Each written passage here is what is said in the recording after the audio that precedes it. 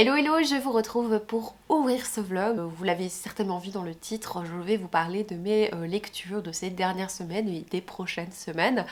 J'avais prévu au départ de faire une vidéo 7 jours 7 livres. J'avais vraiment beaucoup d'enthousiasme à l'idée de faire cette vidéo et j'ai commencé des livres pour lesquels j'ai eu beaucoup de mal à rentrer et à rester. Ce qui a un petit peu gâché mon plaisir de 7 jours 7 livres. Et donc je me suis dit, bah tant pis, ce sera pas 7 jours 7 livres, mais ce sera un vlog autour de 7 livres. Je ne sais pas encore lesquels, hein, puisque j'ai pas encore lu 7 livres, j'en ai lu 2, 3. Mais voilà, je ne suis pas vraiment au stade où j'en ai lu 7. Donc voilà, dans cette vidéo, vous verrez 7 lectures. Je peux déjà vous dire au moment où je fais cette intro de vidéo qu'il y a du coup de cœur dans cette vidéo. Donc j'ai trop hâte de vous en parler.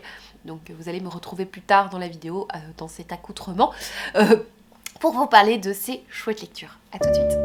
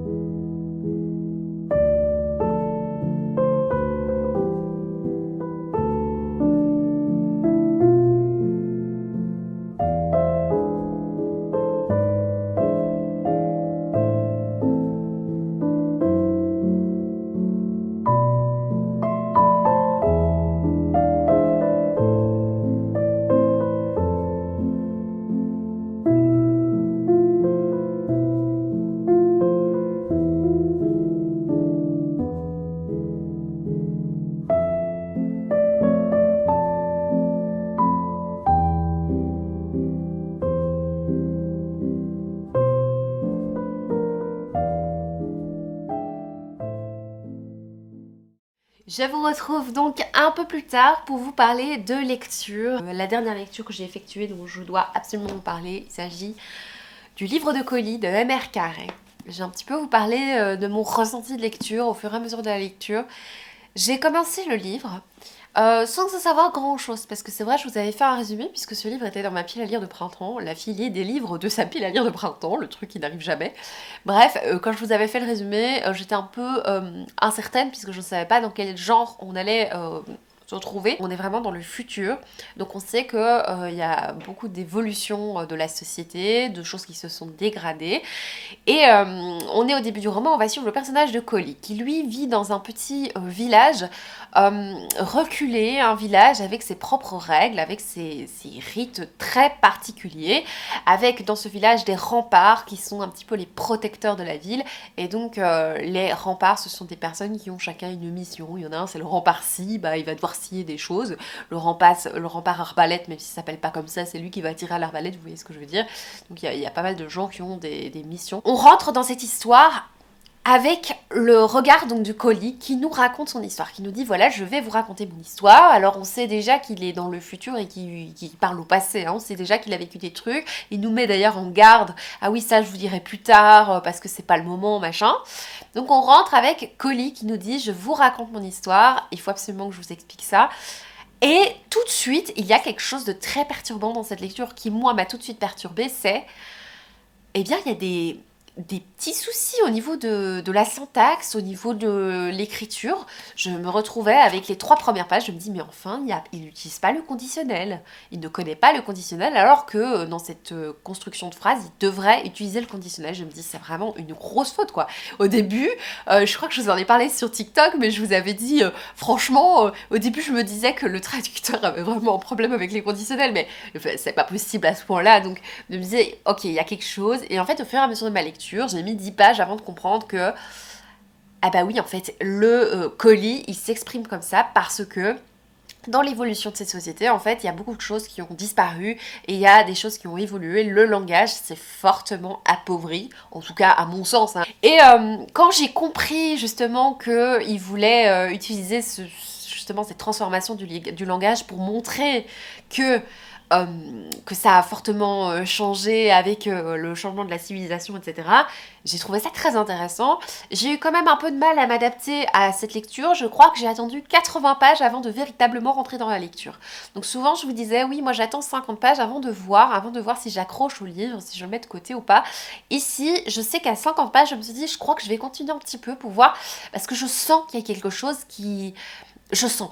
Et effectivement, j'ai bien fait de continuer parce que vraiment, ça devient de plus en plus addictif, ça devient de plus en plus intéressant. Effectivement, j'ai mis du temps à m'accrocher, surtout que Collie nous disait qu'il y allait avoir un changement dans sa vie, alors que la situation initiale pour moi n'était pas très claire. Et donc je croyais qu'on allait passer très peu de temps dans la situation initiale pour avoir vite un changement. Et ça, c'est quelque chose qui me perturbe très fort dans les livres. J'ai besoin que la situation initiale soit claire et que je puisse m'y attacher, la comprendre pour pouvoir changer de situation. Et j'avais peur que Collie nous fasse changer trop vite. Et en fait, pour finir, non, pas du tout. Ça prend beaucoup de temps avant de changer. Il nous explique vraiment les choses. Il nous prévient que ça va arriver, qu'il y aura un changement, mais il nous explique vraiment les choses. Et en fait, au fur et à mesure de la lecture, j'ai complètement accroché. Déjà, le personnage de Collie est un personnage hyper intéressant parce que il est très naïf. Il est vraiment le fruit de cette société très peu instruite.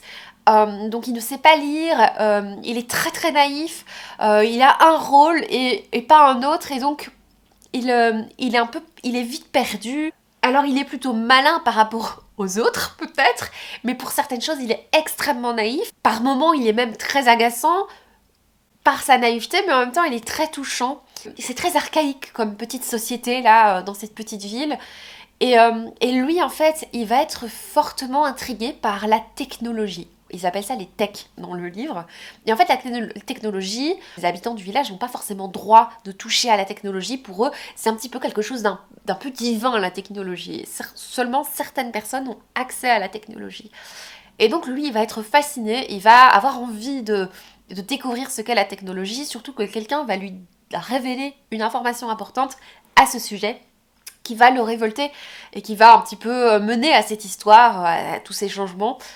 Et donc ça devient hyper intéressant parce qu'on découvre des choses sur ce qui s'est passé justement dans notre société, hein, puisque le monde a changé et on découvre dans les yeux de Collie comment le monde a changé, qu'est-ce qui s'est passé. Il y a beaucoup de moments où on comprend très bien ce que Collie a sous la main, sauf que lui ne le comprend pas, il le décrit avec ses mots et c'était vraiment très intéressant. Et effectivement, on n'a pas toutes les informations dans le premier tome, mais on apprend quand même assez pour nous titiller, pour nous donner envie. J'ai adoré, franchement, j'ai été passionnée par cette histoire, je suis tellement heureuse de lui avoir donné sa chance et justement ces formulations, le fait qu'il écrive Angleterre avec un E, ça rend le truc hyper riche, hyper touchant. J'ai vraiment adoré, j'ai qu'une hâte, c'est de lire la suite, donc je vous conseille vivement. Donc voilà, si le style ne vous plaît pas, je vous conseille un petit peu de vous accrocher parce que justement c'est un atout, cette maladresse du langage de Collie, et on s'habitue, c'est pas non plus des fautes d'orthographe tout le temps, enfin c'est vraiment certaines manières de conjuguer qui sont différentes. Par contre le soleil, voilà, il a décidé de se lever juste maintenant alors qu'il n'est pas là depuis quelques jours. Alors, le livre de Collie, c'est ma dernière lecture, mais avant ça, j'ai lu un autre livre. Et alors, je vous en ai déjà parlé dans la dernière vidéo que vous avez vue sur la chaîne, je pense que ça doit être la vidéo sur les pannes de lecture. Mais au moment où j'ai lu ce livre, j'étais dans une phase de lecture où justement j'étais un petit peu perdue parce que je voulais commencer mon 7 jours 7 livres et j'avais du mal vraiment à accrocher à ces lectures, ces petits livres que j'avais commencé. Le Louise Erdrich notamment. Je vais essayer d'un petit peu avancer pour vous en parler plus tard, mais je vais couper cette séquence si jamais je n'y arrive pas, parce que sinon c'est un peu frustrant. Bref, Louise Erdrich, j'ai eu du mal à accrocher. Voilà, il y a plusieurs livres comme ça que j'ai pu commencer et je me retrouve à la moitié de la lecture et j'ai pas envie de continuer en fait, vraiment ça m'intéresse pas. Et en fait, j'étais un petit peu dans une phase où je ne savais pas quoi lire et j'ai demandé à mon compagnon de choisir ma lecture. Et il a choisi et j'ai été agréablement surprise puisque j'ai été tout de suite happée par cette lecture qui est Atlas Six. Alors je vous en ai parlé dans la dernière vidéo, mais je vous donne peut-être un peu plus d'informations. C'est un roman d'Olivier Blake que je qualifierais de roman de fantastique puisqu'on part sur notre monde initial, enfin un monde qui ressemble quand même vachement au nôtre, avec Londres, etc. Enfin on a nos villes à nous quoi.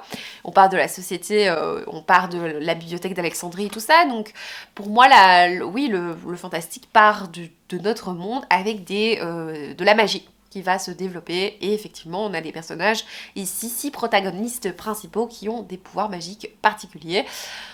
Voilà, on va rencontrer au début 2 personnages, 2 jeunes étudiants qui vont être, je pense, je vous ai un peu oublié certaines choses, hein, c'est pour dire que vraiment ma mémoire est vraiment nulle.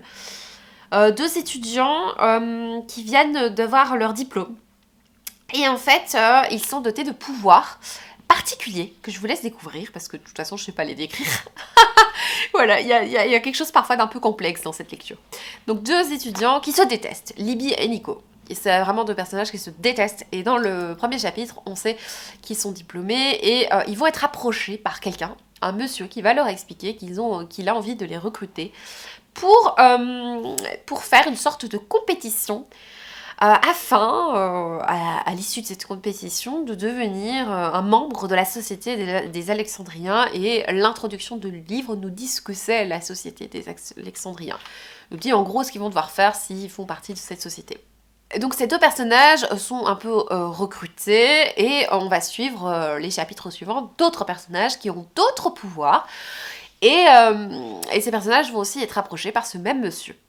Et donc on sait que ces personnages vont se retrouver et vont devoir apprendre des choses ensemble, vont devoir s'allier, vont devoir un petit peu développer leur pouvoir, apprendre des choses. Ils vont accepter cette invitation pour des raisons différentes, parfois un peu suspectes, d'autres un petit peu moins. À l'issue de cette sorte de compétition, je sais pas comment appeler d'autres, il va y avoir 5 personnes qui vont intégrer le rang de la société alexandrienne et une pas. Voilà. C'était le résumé le plus clair de l'univers.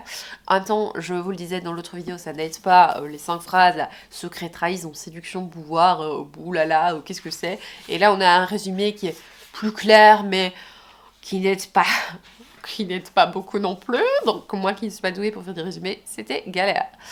Alors, c'est un livre pour lequel j'ai tout de suite accroché, justement, c'est un peu sa caractéristique, où j'ai tout de suite accroché parce que j'ai trouvé ça très intriguant.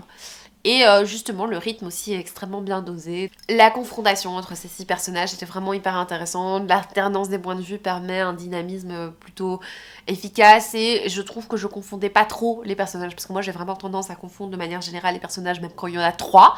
Ici, il y en avait 6 et ça allait. Il y en a 2 que je confondais peut-être plus facilement, mais sinon les autres, ils étaient quand même bien... pas archétypaux, mais voilà, on voyait bien qui était qui. Il y a un personnage dont le pouvoir était vraiment intéressant, qui m'a beaucoup plu, c'est le personnage qui peut utiliser les plantes. Donc elle communique avec les plantes et les plantes lui parlent en l'appelant maman et c'est trop mignon. Et je crois que c'est ça qui m'a fait accrocher au livre, je pense. C'était très drôle. On a aussi plus d'informations sur la vie privée des personnages, des 6 protagonistes, hein, et notamment le personnage de Nico. Il y a des choses très intéressantes dans leur vie privée que j'ai trouvé vraiment chouette, d'autres un peu plus classiques, mais d'autres très intéressantes. J'ai trouvé donc ce roman très très passionnant. Maintenant, j'ai regretté certaines choses. Je trouve que certains personnages manquent de développement. Notamment le personnage de Kaloum. J'ai vu partout que les gens adoraient ce personnage. Je dis pas que si c'est parce qu'il est gentil ou quoi, hein, c'est juste qu'ils adoraient le personnage. Mais moi, j'ai eu beaucoup de mal à mettre le doigt sur ce personnage, justement, à comprendre ce personnage, parce que j'arrivais pas à le comprendre. Enfin, je trouvais qu'on avait très peu d'informations pour pouvoir vraiment... le reconnaître parmi les autres. Je trouve que oui, il est pas assez développé à mon goût. Peut-être 1 ou 2 personnages, même le personnage de Parisa, qui est un petit peu la bombasse de l'ensemble, qui joue beaucoup de ses atouts, de sa séduction, et qui a d'ailleurs un pouvoir très fortement lié à la séduction, et ça manquait peut-être de profondeur pour certains personnages, alors peut-être que ça va venir par la suite dans le tome 2. Je trouve aussi qu'il y avait quelque chose de très spécial dans l'écriture. Je trouve l'écriture extrêmement spéciale. C'est le mot, je peux pas dire autrement que spécial. J'ai l'impression que l'autrice voulait dire beaucoup d'éléments, beaucoup d'informations en très peu de temps. Et ce qui me perdait parfois. Donc je crois que l'univers de l'autrice est très clair dans la tête de l'autrice, mais il y a certaines choses dans ses explications qui passent pas toujours de manière très claire, en tout cas pour moi. Je trouve qu'il y a certaines choses qu'elle explique qui sont un peu obscures pour moi, parce que c'est trop dense par moment et plus léger à d'autres, et du coup c'est très perturbant. Toutes les informations qu'elle veut nous donner, bah, il y a beaucoup de moments où j'étais un petit peu perdue. Et oui, le style est très spécial. C'est hyper intéressant. Maintenant, je peux comprendre qu'on n'adhère pas. Voilà. Sinon, je me retrouve dans un cas de figure très rare. C'est-à-dire que j'ai 5 livres que je crève d'envie de lire. Tous les 5. Et c'est évidemment 5 genres différents. Je vais vous montrer. Du coup, je me suis dit que c'était l'occasion, parce que c'est rare que ce soit aussi spécifique, hein. J'ai très envie de lire un livre un peu dans la même veine que Atlas Six, avec le côté apprentissage, avec le côté un peu noir, avec le côté petit suspense aussi, avec une ambiance un peu lente comme ça. J'ai très envie de lire celui-là. Voilà, ça c'est un livre que j'ai très envie de découvrir. La 9e maison de Lee Bardugo. Ensuite, un livre rien à voir. J'ai envie de découvrir un roman historique. Ouais, sur une base historique, et j'ai très envie de lire Le linéa ne refleurit qu'après un hiver rigoureux plutôt. Je crève d'envie, la fille est hyper claire, je crève d'envie de lire un livre que j'ai acheté, justement, que je n'avais pas, suite aux recommandations de Caro Booking, qui en a parlé il y a un moment, je pense, mais elle a adoré, elle a un coup de cœur, elle en a tellement bien parlé que ça m'a donné envie de lire cette précasse, qui est Le Prince des Marais de Pat Conroy. Je crève d'envie de le lire, ça a l'air génial. Et j'avais dit 5, mais j'en ai que 3. Pas mince alors. C'est quoi l'autre? Ah oui, j'ai pas envie, j'ai la flemme d'aller chercher, je crève d'envie de lire Le Prieuré de l'Oranger. En fait, j'ai envie de lire un roman de fantasy bien dense, mais en même temps pas trop complexe. En fait, je me rends compte que c'est vraiment le prieuré de l'Oranger que j'ai envie de lire. Voilà. Et un autre livre que je crève d'envie de lire, bah, en fait, c'est mon compagnon qui l'a sélectionné pour la lecture de la semaine. Je suis trop contente parce que du coup, les 5 livres que je crève d'envie de lire, là, à l'instant T, je les ai mis dans ma sélection du lundi, et donc mon compagnon a choisi un livre que j'avais très envie de lire. C'est un thriller. Ça fait longtemps que j'ai plus lu de thriller. Et du coup, je suis en train de lire le manuscrit inachevé. Et comme d'habitude avec Franck Tillier, j'ai l'impression de retourner à la maison, de retourner chez moi. Je suis à la page 160 et je suis bien dans cette lecture. C'est pas parfait, certainement. On verra, peut-être qu'il y aura des défauts et tout ça dans le développement de l'enquête. Mais non, je suis bien en fait. Je suis dans cette lecture. Je me retrouve avec sa sensation très familière avec Franck. Je suis prête à passer la bonne après-midi avec Franck. Mais j'ai pas le temps. Mais bon, tant pis. Je suis extrêmement heureuse d'avoir que mon compagnon ait sélectionné ce livre, parce que justement il fait partie des 5 livres que j'ai envie de lire absolument. Et vous allez me dire, mais pourquoi tu les commences pas tous?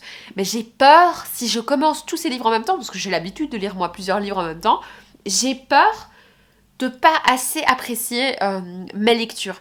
Souvent, c'est vrai, quand je lis des livres en même temps, c'est souvent des livres de longueurs différentes. Il y a des livres plus courts et tout. Mais là, tous les livres que je viens de vous citer, c'est tout des pavasses. Et donc, j'ai peur de ne pas les apprécier à leur juste valeur. Et puis, j'aime bien aussi avoir, quand je lis plusieurs livres, avoir des tailles différentes. Et donc, lire un livre de poche avec un gros livre, par exemple. Voilà. C'est tout ce que je voulais vous dire. Je pense que c'est... Ouais, c'est tout. Ah si, j'ai des livres, j'ai acheté des trucs. Je devais vous montrer. Non, je vous montrerai ça un peu plus tard. Ouais. Parce que je trouve que la luminosité est vraiment pourrie. Donc je vous retrouverai plus tard.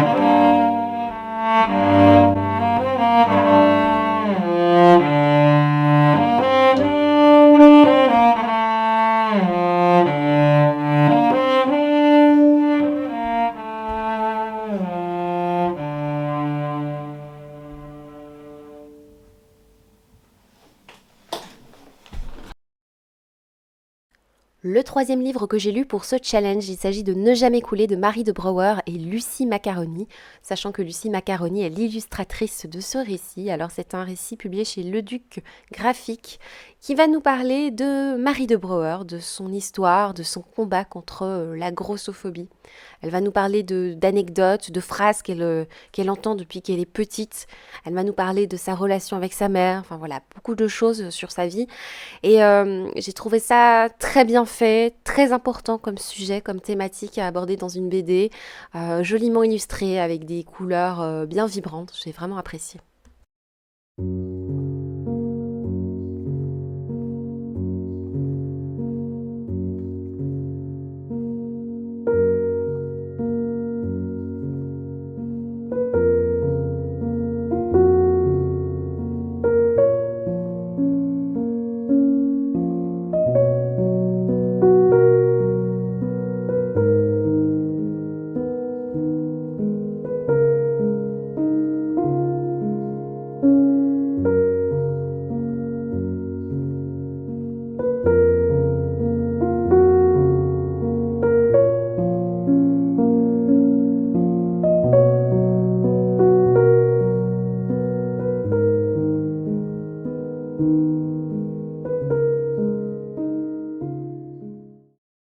Eh ben salut, ça fait longtemps. Alors je viens vous parler de pas mal de choses, puisque j'ai lu des livres depuis. J'ai lu 3 livres plus exactement, donc il est vraiment temps que je vous en parle. Et alors je suis dans une lecture en cours. Donc je vais vous montrer ce que j'ai lu. Vous allez voir, c'est hyper diversifié. On aime. J'ai donc terminé le manuscrit inachevé. Juste après, j'ai enchaîné avec Il était deux fois. Et puis j'ai lu Labyrinthe. Voilà. Alors j'ai lu ces livres l'un à la suite de l'autre parce qu'effectivement il y a un petit lien entre ces livres qui sont sortis l'un à la suite de l'autre, et donc c'est plutôt conseillé quand même de les lire dans cet ordre là. Et en fait pourquoi est-ce que j'ai enchaîné? Déjà parce que quand j'ai eu terminé le manuscrit inachevé, je viens de vous donner mon avis bien évidemment, mais quand je l'ai eu terminé, j'ai tellement adoré, j'ai tellement kiffé, je vous dirai pourquoi, que je me suis dit mais en fait j'ai vraiment une mémoire de merde, vraiment, c'est vraiment le cas, je suis vraiment nulle au niveau de la mémoire et donc j'oublie très facilement les choses, et je me suis dit mais de toute façon que j'ai envie de rester dans pas de cet univers, mais j'ai envie de rester avec la plume de Franck Hillier.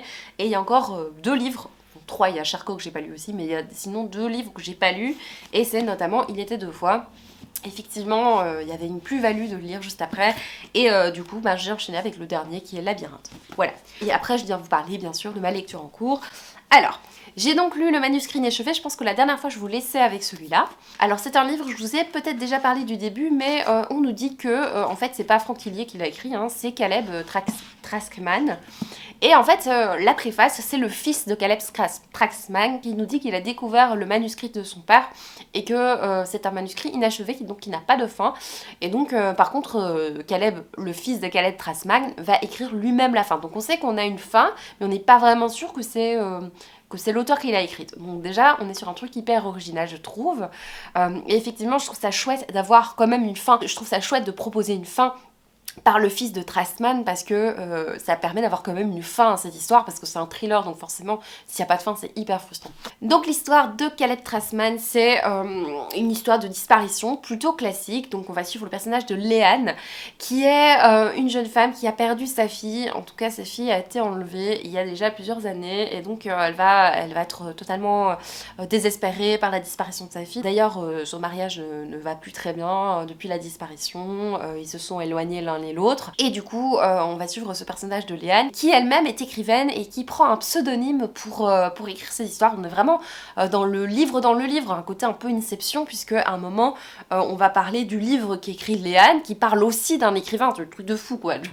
Moi j'étais là, je suis perdue. L'élément important dans ce livre, c'est qu'on est plusieurs années après la disparition de la jeune fille, et on va suivre le mari qui un jour va avoir un accident ou va se faire agresser, on sait pas trop, va perdre la mémoire, et donc il se souvient plus du tout, mais on sait qu'il a eu des infos sur l'enlèvement de sa fille.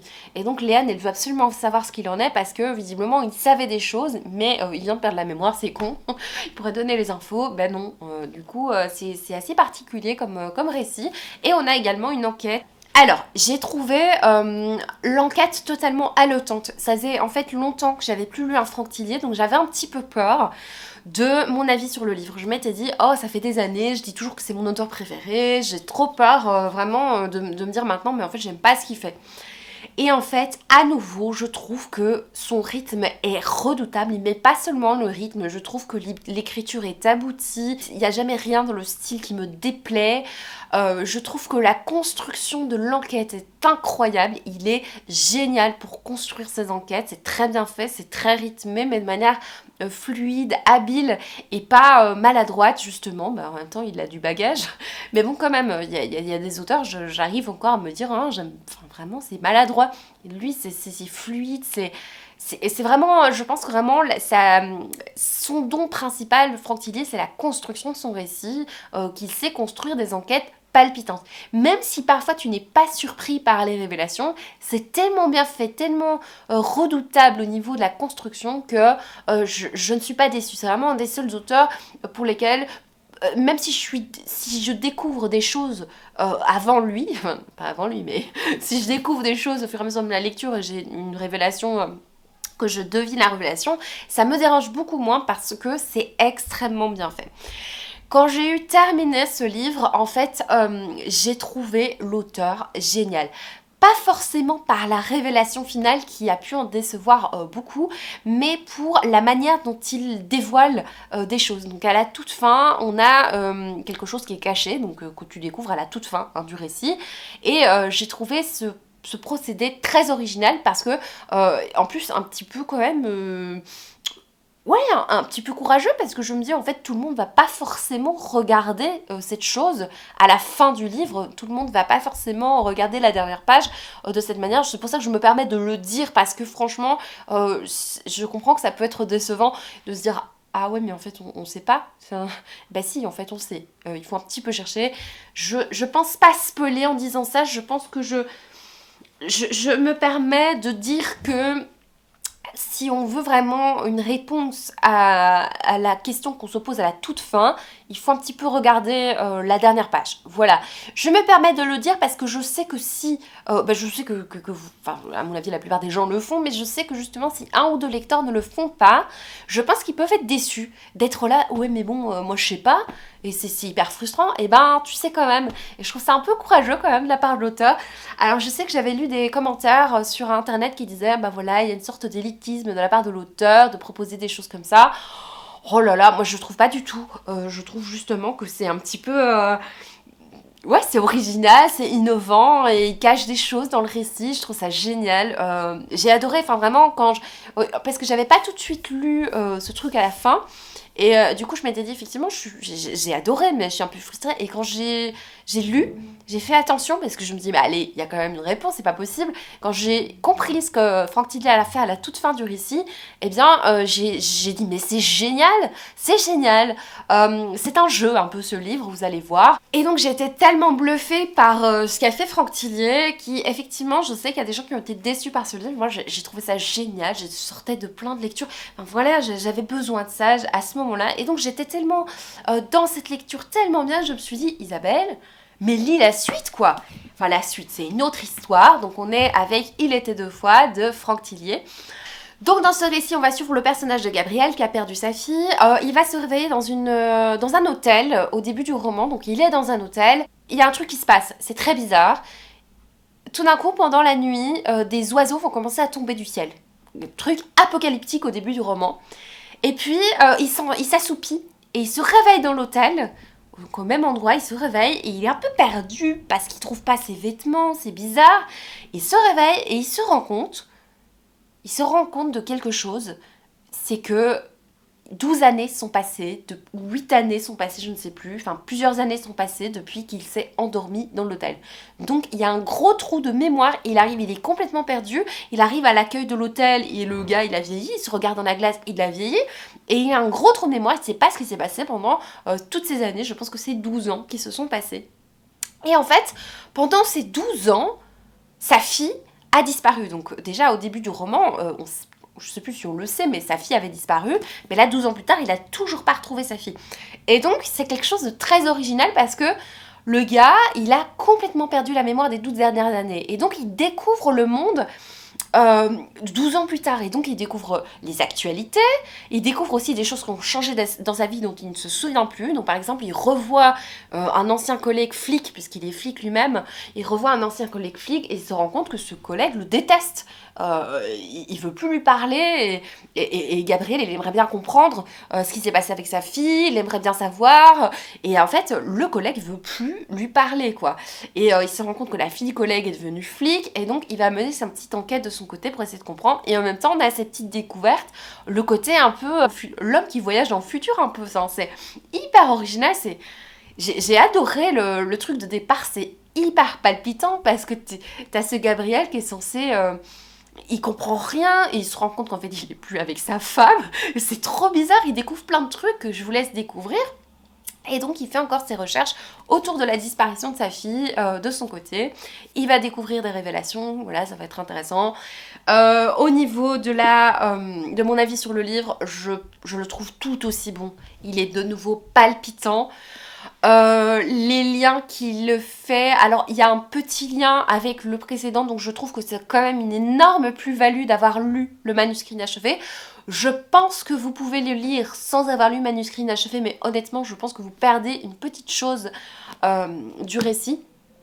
En plus, de nouveau, Franck Tillier a fait un truc hyper original voilà, dans son récit, de nouveau, et qui n'est pas indispensable pour la compréhension du récit, de la fin du récit, mais de nouveau un truc hyper sympa. Franchement, c'est du très très très bon roman, et du coup, j'ai hésité, mais je l'ai quand même fait. J'ai enchaîné directement avec Labyrinthe, parce qu'en fait, je savais qu'il allait sortir dans un mois en poche, et je me suis dit, bah en fait, je suis pas sûre de le lire quand il sortira en poche, parce qu'un mois sera passé, j'aurais peur d'avoir oublié. Alors, je sais, j'ai pas lu vraiment d'avis, je sais que sur Livre Addict, ils sont mis comme une saga, mais on peut les lire indépendamment, et également celui-là, Labyrinthe, on peut le lire totalement indépendamment, je pense, mais il y a une énorme plus-value à avoir lu les autres, vraiment. Je vais pas vous donner le résumé de ce récit parce que je trouve ça intéressant de pas en savoir. On sait juste peut-être une chose, c'est qu'au début on avait une flic, Camille Nijinsky, qui va retrouver une jeune femme qui a perdu la mémoire. Qui sait plus qui elle est et qui est, je pense qu'elle a commis un crime ou quelque chose comme ça, bref. Voilà, et on va suivre différentes protagonistes. Alors, j'ai beaucoup moins aimé ce récit. Pourquoi ? Parce que, je vais essayer de pas trop développer parce que j'ai trop peur de spoiler, mais je trouve que Franck Tillier, il est vraiment meilleur dans ses enquêtes. Peut-être pas qu'il est meilleur, mais moi ça m'accroche plus vraiment quand il fait des enquêtes, quand j'ai un flic auquel me raccrocher. Quand il n'y a pas de flic, ben c'est plus un thriller en fait psychologique. Et je trouve que dans ces thrillers psychologiques, si tu en lis un, ça va. Si tu en lis 10, c'est mort. Enfin, il faut pas... J'ai lu tous les Franck Tillier maintenant, sauf Charcot. Donc maintenant, vraiment, Labyrinthe, c'est pas une déception parce qu'il est bien fait, il est vachement intéressant, mais j'ai beaucoup moins aimé que les autres. J'ai passé un très bon moment, j'ai passé 3 semaines avec Franck, franchement, on a passé du bon temps, tous les deux, c'était trop bien, et maintenant, du coup, je suis là, je sors de mes lectures et je suis là, qu'est-ce que je lis ? Je cherche un nouveau sens à ma vie parce que j'ai fini mes Franck Tillier, je sais plus quoi lire, et comme d'habitude, hein, je prévois des livres à lire après, mais à chaque fois, c'est impossible en fait de dire le livre que je vais lire après, parce que ça dépend vraiment de l'état d'esprit dans lequel je suis. Je suis au milieu du roman, je sais que j'ai envie de lire tel livre après. J'arrive à la fin du roman, je suis au bout de ma vie, j'ai plus du tout envie de lire le livre que j'avais prévu. Et donc, je viens vous parler de la lecture que j'ai choisie. J'avais prévu de lire toute autre chose, de lire, je crois, Monstre ordinaire ou quelque chose comme ça. J'ai toujours très envie de le lire, mais je me suis dit, mais j'ai envie de lire du thriller encore, quoi. En plus, j'ai reçu un service presse qui est un policier, je vous en ai parlé d'ailleurs, et je vous avais dit, je vais pas lire juste après parce que j'ai trop peur de la confrontation avec Franck Tillier. Ouais, c'est ça, de faire une comparaison. Et je sais que j'ai tellement kiffé lire ces 3 Franck Tillier que je vais être déçue. Et donc, j'ai volontairement pas lu mon service presse, mais j'ai quand même choisi un thriller. Et donc, je suis arrivée en librairie et j'ai acheté un livre parce que c'est vrai qu'il me manque de livres. Enfin, franchement, j'ai pas assez de livres dans la pile à lire, c'est vraiment n'importe quoi. Je mens, bien sûr. J'ai eu envie d'acheter un livre, voilà, coup de tête. petite réduction, j'ai pris ce livre. Et j'ai donc acheté Hurlement de Alexis Levskar. Alors Alexis Levskar, c'est lui qui a écrit Les Poupées, que j'avais lu, je pense, en avril dernier, que j'avais vraiment, ou en été, je ne sais plus, j'avais passé un bon moment. Alors ça n'avait pas été un coup de cœur, mais il m'avait bien embarqué dans un mood bien thriller, et donc j'ai décidé de recommencer. Un Alexis Levskar. Alors, il vend du rêve parce qu'il y a vraiment des très très bons avis sur ce livre. Ici on est avec 5 femmes kidnappées, on va suivre notamment le personnage Mentalo, je sais plus trop d'infos sur elle qu'on suivait dans Les Poupées. Et le personnage Mentalo, elle va entendre du bruit dans sa maison et elle va se faire enlever. Voilà, je vous en dis pas plus, on va suivre aussi le flic qu'il y avait aussi dans Les Poupées. Alors, je suis à la page 52. Je peux déjà vous dire que effectivement c'est prenant, mais je peux pas m'empêcher de faire la comparaison. Je savais que j'allais faire la comparaison avec ce que fait Franck, parce que j'ai été immergée dans ces pages. Imaginez, j'ai lu presque 1400 pages de Franck Tillier dernièrement, donc je suis hyper immergée dans son style. Forcément, je compare, et il y a quand même dans le style de Franck quelque chose de très naturel dans sa manière d'écrire, qui est soigné, je trouve, dans sa manière d'écrire. C'est très simple, mais ça me semble jamais trop simple en le lisant. Voilà, c'est ça que je me fais comme réflexion quand je lis Franck Tillier. C'est hyper agréable à lire, hyper accessible, mais c'est jamais trop simple pour moi. Ici, je lis ce livre-là, je trouve que les formulations, la manière dont tout est écrit, même les dialogues, c'est vraiment la comparaison qui fait ça. Je trouve ça beaucoup plus simple en fait. Je vois l'écrivain en fait. Je suis pas immergée à 100% dans l'histoire parce que je vois l'écrivain qui écrit, tandis qu'avec Franck, c'était mieux. C'est pas mieux, mais je suis complètement dans l'histoire, je suis complètement embarquée. Même si Franck il fait des personnages parfois archétypaux, voilà, je suis dans l'histoire, je suis complètement immergée dedans. Ici, il me manque quelque chose, quoi. Mais bon, je pense que ça peut être hyper intéressant, ça peut être hyper rythmé. Je suis à la page 52, j'attends de voir la suite, voilà. On est bien dans du glauque, hein, c'est bien glauque. Mais j'espère que c'est utile, ce glauque, qu'il y aura d'explications, etc. Sinon, je vais quand même vous montrer des livres que j'ai achetés dernièrement. Je me dis que ça peut être chouette, et des livres que j'ai reçus. Alors, dernièrement, qu'est-ce que j'ai acheté? Qu'est-ce qui est arrivé? J'avais été contactée par les éditions PKJ, qui m'avaient proposé le partenariat dont je rêvais des années avant, n'est-ce pas? Voilà, quand je lisais beaucoup de jeunesse, du temps où je lisais presque ça, je me souviens que j'aurais rêvé d'avoir cette proposition.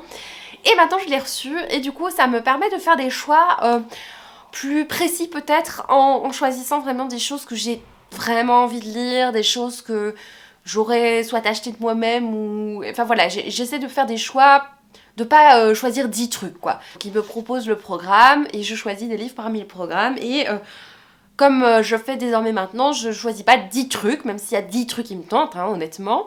J'essaie d'en choisir un en me disant, bah voilà, je vais peut-être pas choisir le gros pavé de 500 pages, parce que je suis pas sûre de lire tout de suite. J'ai choisi un livre que j'avais vu passer et dont le résumé me tentait beaucoup. J'ai pas vu d'avis sur ce livre, volontairement, parce que je voulais me faire mon propre avis. Il s'agit de Sillage de Joanne Richoux. On peut voir chez PKJ une superbe couverture. On va suivre l'histoire de Jade, qui a 19 ans, qui emménage à Paris pour réaliser son rêve, travailler en parfumerie. C'est une réécriture du parfum, une revisite du parfum de Patrick Süskind. J'ai très envie de le découvrir. Alors moi, le parfum, vous allez me lancer peut-être des tomates, je ne l'ai jamais lu. Vous allez me dire, mais meuf, lis d'abord le parfum. Eh ben non, j'ai envie de faire l'inverse. Alors j'ai très envie de lire le parfum depuis longtemps. Je l'ai acheté il y a quelques années en seconde main, je sais même pas où il est là. Ouais, non, je sais pas. Je pense que je vais d'abord lire la réécriture et puis un jour je vais me lancer dans le parfum. Voilà, c'est pas du tout une priorité, mais je suis du genre un peu monomaniaque, vous l'aurez compris avec Franck. Et donc peut-être que si j'aime bien la lecture, j'aurai envie de lire le parfum juste après. On verra. Donc ça c'est pour Sillage, ça a l'air super chouette. Et sinon, parmi les nouveautés, je vous montre 4 livres. Oh, je suis trop contente. J'ai vu un livre de Céline Dingean qui me tente beaucoup. Et il est sorti en poche depuis un petit moment, enfin je sais plus depuis quand, mais il est sorti en poche. Il s'agit de Matrice. C'est un thriller qui a pas mal de succès, qui a l'air vraiment chouette. Moi j'avais lu un roman de Céline Dangean, je ne sais plus lequel, La fille de Cali je pense. Non, Le Châtel, c'est ça que j'ai lu, j'avais vraiment bien apprécié. J'ai très envie de lire celui-là, donc on est en plein mois de décembre, il y a une tempête sur les Pyrénées. Une femme enceinte est percutée par une camionnette et avant de mourir, elle murmure sauver les autres. Et donc on se demande qui est cette femme, qu'est-ce qu'elle cherchait à fuir et qui est-ce qu'il faut sauver. Et donc on va suivre les gendarmes Louise Caumont et Violaine Menou qui vont se lancer dans une enquête. Au fil de leur investigation, on va découvrir un trafic. Et je pense qu'on va parler de trafic peut-être d'enfants ou je sais pas. En tout cas ça a à voir avec la maternité, semble la matrice. Ça me tente beaucoup, il me semble qu'en plus c'est un tome 1 de nouvelle saga, donc avec des nouveaux personnages, si je ne me trompe pas. Il me tente incroyablement, enfin j'ai très envie, et en plus je sais que j'ai fait beaucoup de librairies pour le trouver, je le trouvais pas, et donc là j'ai trouvé chez Librairie Flaget. Et donc ce jour-là sortait ce livre-là, alors franchement j'avais pas forcément prévu de l'acheter tout de suite, de l'acheter tout court en fait, de l'acheter en relié ni quoi que ce soit, mais c'est... j'ai vu une publication de Mademoiselle Lee, il me semble, et j'ai craqué. Enfin, vraiment, je sais pas ce qui m'a pris. Enfin, si, je sais ce qui m'a pris, j'ai craqué. Voilà. C'est elle qui a confirmé mon achat, en fait. Je lui ai demandé, en fait, est-ce qu'il faut s'y connaître en mythologie pour lire Pénélope Reine d'Ithaque. Et elle m'a dit, non, pas du tout. Moi, je n'y connais rien. Enfin, c'est ce qu'elle m'a dit. Je sais pas si elle m'a dit exactement comme ça, mais en bref, elle me disait qu'elle ne connaissait pas grand-chose à l'histoire initiale et qu'elle adorait, qu'elle adorait, que c'était super chouette à lire. C'est une réécriture audacieuse et féministe du mythe d'Ulysse du point de vue de Pénélope. Donc, on va voir ce que ça donne. Bref, j'ai hâte de le découvrir et il est très beau et j'ai pris pour le coup, j'ai pris la version reliée lourde et voilà. Alors que je râle tout le temps parce que les livres sont lourds. Hein. Et sinon, j'ai acheté 2 petits poches. J'ai pris un livre dont j'entends parler beaucoup. Alors, pas forcément sur les chaînes francophones, mais sur les chaînes anglophones, j'en ai entendu beaucoup parler. Et à chaque fois, c'est pas forcément l'avis des gens qui me donne envie de le lire, c'est le résumé. Je trouve génial. C'est La bibliothèque de minuit de Matt Haig. Il y a une héroïne de 35 ans qui découvre que dans une bibliothèque, elle peut se servir de livres, tourner les pages et corriger des erreurs pour changer des choses de son passé. Si elle avait fait d'autres choix, que se serait-il passé? Donc en prenant un livre, elle peut changer des choses. C'est vraiment très bizarre et en même temps c'est génial. Et sinon j'ai acheté un truc... j'achète pas du tout ce genre de truc et j'avais envie d'assouvir un besoin, une envie de roman historique alors que j'en ai dans ma pile à lire. J'ai plein de livres historiques que je n'ai toujours pas lus mais voilà, j'avais envie, du coup je me suis dit allez en poche, ça va pas me faire mal et l'histoire me tente beaucoup, c'est Les Sœurs de Soie de Dina Jefferies. Une couverture vraiment classique de ce roman, ce genre de roman. C'est une histoire vivante et bien documentée, une description exquise du Vietnam colonial à l'aube d'une nouvelle ère. Et donc on est dans l'Indochine française des années 1950. On va suivre Nicole, mi-française, mi-vietnamienne, qui vit dans l'ombre de sa sœur aînée. Je crois que c'est ça qui m'a plu, allez savoir pourquoi. Lorsque sa sœur aînée hérite de l'entreprise familiale de soins, Nicole se voit confier la petite boutique abandonnée dans le quartier vietnamien de Hanoï. Et elle prend alors conscience de la corruption du régime colonial et elle va rencontrer Marc, elle va rencontrer Tran et elle va être déchirée entre les deux et on va voir ce que ça donne. Écoutez, je suis très très intriguée par ces 2 lectures, donc je suis hyper contente. Petite trouvaille en poche là, trop chouette. Et écoutez, je n'ai pas encore lu le 7e livre, hein, et donc je vous retrouverai pour clôturer à mon avis le vlog en faisant peut-être un petit bilan de toutes ces lectures et vous parler de la dernière lecture. Voilà.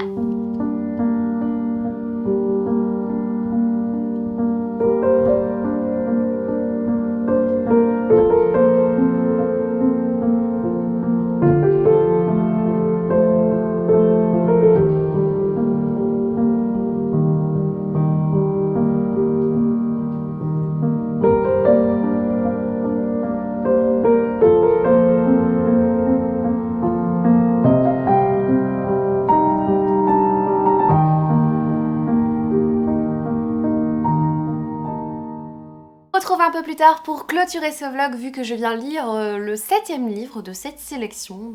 Vu que le thème de la vidéo c'était donc lire 7 livres et donc je viens de lire le 7e. Alors d'ici demain, jour où je vais commencer le montage, peut-être que j'aurai lu encore un tout petit truc en plus. Je vous en parlerai si c'est le cas, sinon tant pis, ça s'arrêtera ici. Alors, j'ai lu Hurlement d'Alexis Lepsker. Alors, je vous disais la fois passée que ma lecture souffrait un petit peu de sa comparaison avec les Franctilier. On peut pas vraiment dire que j'ai particulièrement apprécié le style, mais j'ai apprécié le roman. Je trouve qu'il y avait pas mal de retournements de situation. C'est effectivement un livre idéal en cas de panne de lecture parce qu'il est très très efficace au niveau de son rythme. Effectivement, l'enquête est chouette, il y a des petits trucs glauques, les personnages sont chouettes. Il y a beaucoup d'humour, ça je peux souligner que l'auteur aime bien faire des petits pics entre ses personnages, entre le personnage le cow-boy et la psychologue du récit. Ils aiment bien se faire des pics l'un l'autre et j'ai bien apprécié ce côté-là. C'est quelque chose de très, du coup, cinéma en fait. C'est des genres de pics qu'on peut voir plus dans des séries policières. Comme je vous ai dit, le style, j'ai pas forcément apprécié parce que je trouvais ça très simple. Je pense que je vous ai déjà dit, je ressentais en fait cette simplicité quand je lisais. Moi, je sais pas ce que je préfère. Mais ça, c'est mon avis vraiment personnel parce que je pense que ça peut convenir à beaucoup de gens qui aiment bien justement que ça bouge, qu'on prenne pas trop de temps pour des descriptions. C'était chouette. Maintenant, je trouve que c'est vraiment pas mon thriller préféré. Donc voilà pour Hurlement dans les Psyllepska. Et du coup là j'ai commencé La Fille Renard de Maria Grun. À mon avis je vous en parlerai dans le prochain vlog, mais c'est un roman que j'ai acheté un peu sur un coup de tête, vu que j'avais plus de romans avec moi. Du coup j'ai vite été en librairie, et je savais que j'avais plusieurs heures de route et donc j'ai vite été en librairie acheter un roman et en fait je rentre bien dedans. Pour le coup j'accroche un peu plus au style. C'est une traduction du suédois, on rentre assez vite dedans, on a cette enquête avec ces deux collègues qui se découvrent, ces deux jeunes enquêtrices qui se découvrent. J'ai hâte de voir ce que ça va donner. Maintenant je suis pas hyper happée par l'histoire, j'ai pas absolument envie d'y replonger, mais j'en suis pas encore à ce stade. En tout cas je suis à la page 70. On verra pour la suite de cette lecture. Quelques mots sur la 8e lecture de ce challenge Astranova de Lisa Blumen, un vrai coup de cœur. Je vous en parlerai un petit peu plus dans une prochaine vidéo, mais en tout cas j'ai adoré cette lecture absolument magnifique. L'histoire de Nova qui va partir pour une mission scientifique. Elle va partir donc rejoindre une planète et elle sait qu'elle va passer la fin de sa vie en route vers cette planète et sur la planète, et donc on l'oblige à faire une sorte de soirée d'adieu avec des proches. Alors elle a très peu de proches, du coup elle a des retrouvailles avec des gens qu'elle n'a pas vus depuis longtemps. Ça va être absolument magnifique, très humain, très profond et très poétique comme lecture, j'ai adoré. Voilà, c'est tout pour cette vidéo. J'espère de tout cœur qu'elle vous aura plu. Je vous retrouverai prochainement dans une autre vidéo. À mon avis, ce sera le vlog que j'ai commencé puisqu'il n'est pas censé être très très long. Ou alors ce sera un autre type de vidéo. En tout cas, je vous remercie de l'avoir regardé jusqu'au bout. Je vous fais de gros bisous et je vous dis à bientôt. Ciao!